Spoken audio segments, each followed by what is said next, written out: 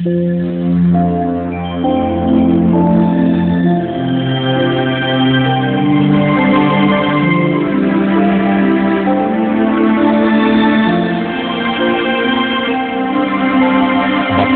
ang bumabasa at ang nangakikinig ng mga salita ng hula at tumutupad ng mga bagay na nasusulat doon, sapagkat ang panahoy malapit na.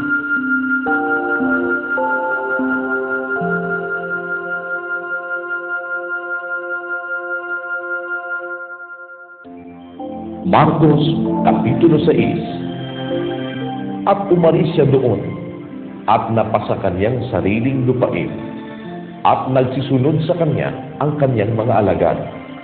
At nang dumating ang Sabat, ay nagpasimulang magturo siya sa sinagoga, at marami sa nangakakarinig sa kanya ay nangagtataka na nangagsasabi, "Saan nagkaroon ang taong ito ng mga bagay na ito? At anong karunungan ito na sa kanya'y ibinigay?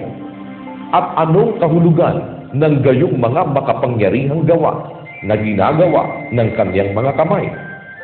Hindi baga ito ang anluwagi, ang anak ni Maria, at kapatid ni Santiago, at ni Jose, at ni Judas, at ni Simon? At hindi baga nangaririto sa atin ang kanyang mga kapatid na babae? At siya'y kinapipisura nila." At sinabi sa kanila ni Jesus, "Walang propetang di may kapulihan, liban sa kanyang sariling lupain, at sa gitna ng kanyang sariling mga kamag-anak, at sa kanyang sariling bahay. At hindi siya nakagawa doon ng anumang makapangyarihang gawa, liban sa ipinatong niya ang kanyang mga kamay sa ilang mga may sakit at pinagaling sila. At nanggigilala siya sa kanilang di pananampalataya. At siya'y lumibot na nagtuturo sa mga nayong nasa paligid-ligid. At pinalapit niya sa kanya ang 12, at nagpasimulang sinubo sila na dala-dalawa, at binigyan niya sila ng kapamahalaan laban sa mga karumal-dumal na espiritu. At ipinagbilin niya sa kanila na huwag silang magsipagbaon ng anuman sa paglakad, kundi tungkod lamang, kahit tinapay, kahit supot ng ulam, kahit salapi sa kanilang supot. Datapwat gumamit ng mga sandalyas, at huwag magsuot ng 2 tunika. At sinabi niya sa kanila, "Saan man kayo magsipasok sa isang bahay, mangatira kayo roon hanggang sa kayo'y magsialis doon. At sa alinmang dakong hindi kayo tanggapin at hindi kayo pakinggan, pag-alis ninyo dooy ipagpag ninyo ang alamok na nasa ilalim ng inyong talampakan bilang patotoo sa kanila." At sila'y nangagsialis at nagsipangaral na magsisi ang mga tao. At nangagpalabas ng maraming demonyo, at nangagpahid ng langis sa maraming may sakit, at pinagaling sila. At narinig ng Haring Herodes, sapagkat nabantog na ang pangalan niya, at sinabi niya, "Si Juan na mangbabautismo ay nagbangon sa mga patay, at kaya sumasa kanya ang mga kapangyarihang ito." At sinasabi ng mga iba, "Siya'y si Elias." At sinasabi ng mga iba, "Siya'y propeta, na gaya ng ibang mga propeta." Datapwat nang marinig ni Herodes, ay sinabi, "Si Juan na aking pinugutan ng ulo, siya'y nagbangon." Sapagkat si Herodes din ang nagsugo sa mga kawal at nagpahuli kay Juan, at nagpatalikala sa kanya sa bilangguan dahil kay Herodias, na asawa ni Filipo na kanyang kapatid, sapagkat nag-asawa siya sa kanya. Sapagkat sinabi ni Juan kay Herodes, "Hindi matuwid sa iyo na iyong ariin ang asawa ng iyong kapatid." At ipinagtanim siya ni Herodias, at hinahangad siyang patayin, at hindi niya magawa. sapagkat natatakot si Herodes kay Juan, palibhasa'y nalalamang siya'y lalaking matuwid at banal, at siya'y ipinagsanggalang niya. At kung siya'y pinakikinggan niya, ay natitilihan siyang mainam, at pinakikinggan niya siya na may galak. At nang sumapit ang isang kaukulang araw, nakapanganakan niya, ay ipinaghanda ni Herodes ng isang hapunan ang kanyang mga maginoo at mga mataas na kapitan at mga pangulong lalaki sa Galilea. At nang pumasok ang anak na babae ni Herodias, ay sumayaw, at siya'y kinalugdan ni Herodes at ng mga kasalo niyang nakaupo sa dulang. At sinabi ng hari sa dalaga, "Hingin mo sa akin ang maibigan mo, at ibibigay ko sa iyo." At ipinanumpa niya sa kanya, "Ang anumang hingin mo sa akin ay ibibigay ko sa iyo, kahit ang kalahati ng aking kaharian." At lumabas siya at sinabi sa kanyang ina, "Ano ang aking hihingin?" At sinabi niya, "Ang ulo ni Juan, ang mangbabautismo." At pagdakay pumasok siyang dali-dali sa kinaroroonan ng hari at humingi na sinasabi, "Ibig ko na ngayon din ang ibigay mo sa akin na nasa isang pinggan ang ulo ni Juan Bautista." At namanglaw na lubha ang hari, datapwat dahil sa kanyang sumpa, at sa nangakaupo sa dulang ay hindi niya itinanggi. At pagdakay nagsugo ang hari sa isang kawal na kanyang bantay, at ipinag-utos na dalhin sa kanya ang ulo niya.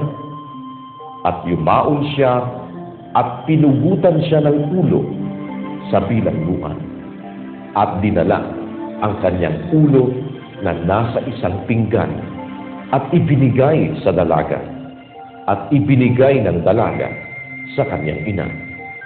At nang mabalitaan ng kanyang mga alagad, ay nagsiparoon sila at binuhat ang kanyang bangkay at inilagay sa isang libingan. At ang mga apostol ay nangagpisan kay Jesus at isinaysay nila sa kanya ang lahat ng mga bagay na kanilang ginawa at ang lahat ng kanilang itinuro.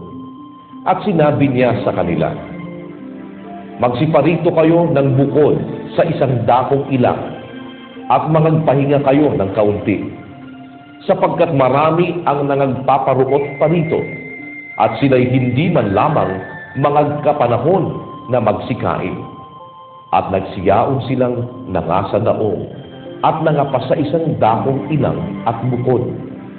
At nangakita sila ng mga tao sa pag-alis, at sila'y nangakilala ng marami, at parang nagsisitakbo na nagsiparoon doon mula sa lahat ng mga bayan, at nangaunang nagsirating pa kaysa kanila.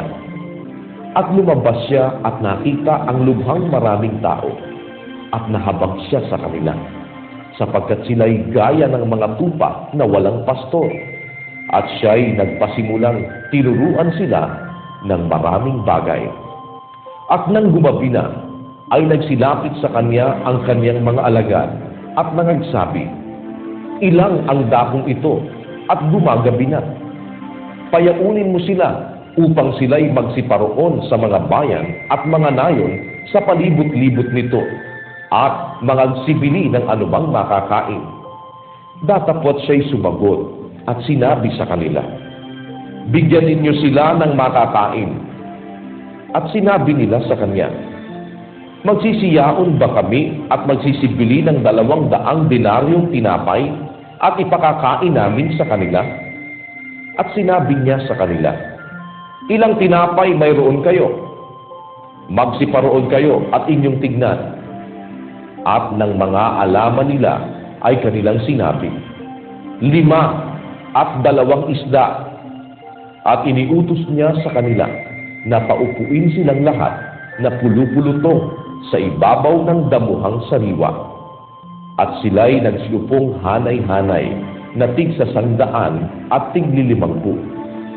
At kinuha niya ang 5 tinapay at ang 2 isda, at pagtingala sa langit, ay kanyang pinagpala at pinagputol-putol ang mga tinapay at ibinigay niya sa mga alagad upang ihain nila sa kanila at ipinamahagi niya sa kanilang lahat ang 2 isda.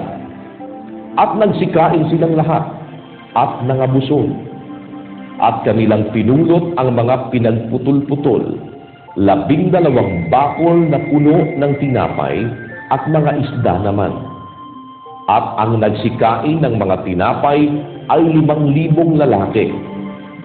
At pagdakay, pinalulan niya sa daong ang kanyang mga alagad at pinauna sa kanya sa kabilang ibayo sa Betsaida, samantalang pinayayaon niya ang karamihan. At pagkatapos na mapagpaalam niya sila, ay naparoon siya sa bundok upang manalangin.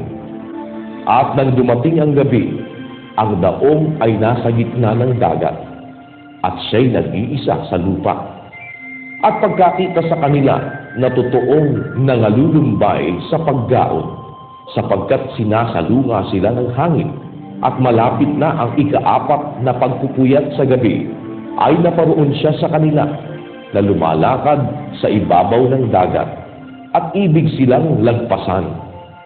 Datakwat sila nang makita nilang siya'y lumalakad sa ibabaw ng dagat, ay inakala nilang siya'y isang multo at nangagsisigaw, sapagkat nakita siya nilang lahat at nangagulumihanan.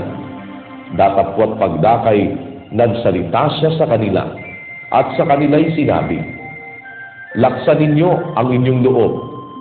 Ako nga, huwag kayong mga takot." At pinanhik niya sila sa daong at humimpil ang hangin, at sila'y nanganggilalas ng di kawasak sa kanilang sarili. Palibhasa'y hindi pa nila natatalastas yaong tungkol sa mga tinapay, dahil sa ang kanilang puso'y pinatigas. At nang mga katawid na sila, ay narating nila ang lupa ng Genesaret at nagsisadsad sa daungan. At paglunsad nila sa daong, pagdakay, nakilala siya ng mga tao. At nang malibot nilang nagtutumulin ang buong lupaing yaon, at nagpasimulang dalhin sa kanya ang mga may sakit na nasa kanilang higaan, saan man nila marinig na naroon siya. At saan man siya pumasok, sa mga nayon o sa mga bayan o sa mga bukid, ay inilalagay nila sa mga liwasan ang mga may sakit, at ipinamamanhik sa kanya na ipahipo man lamang sa kanila ang laylayan ng kanyang damit. At ang lahat ng nagsihipo sa kanya ay pawang nagsigaling.